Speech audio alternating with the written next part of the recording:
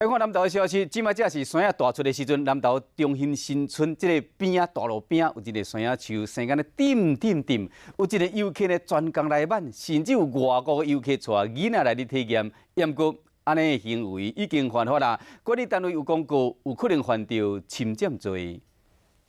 伊迄是阿多啊？外国游客手举长长的竹篙，咧万路树顶面的山野，这树内底啊，至少已经有30粒啊。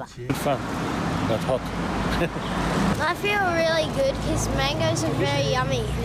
中央新村大路边的山野树已经看到袂少山野，游客甲民众举这长长的竹篙咧逛山野，但是管理单位国发会有公告，禁止刺树啊甲修剪。这万路树的山野，这嘛有可能会触犯侵占罪。就开放我们民众去自由采摘吗？这就比照中科处理的一个模式啊。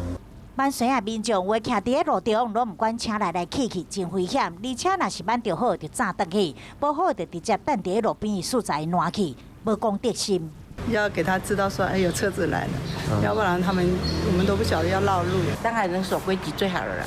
采摘果实的民众应特别注意自身的安全，及不要影响到用路人的行车安全。云林县政府公开封路，予民众逛山野，会当避免路过影响交通。民众嘛会当食这免钱的山野。即马中兴新村的山野已经拢设啊，要安怎处理？管理单位得爱赶紧想出对策。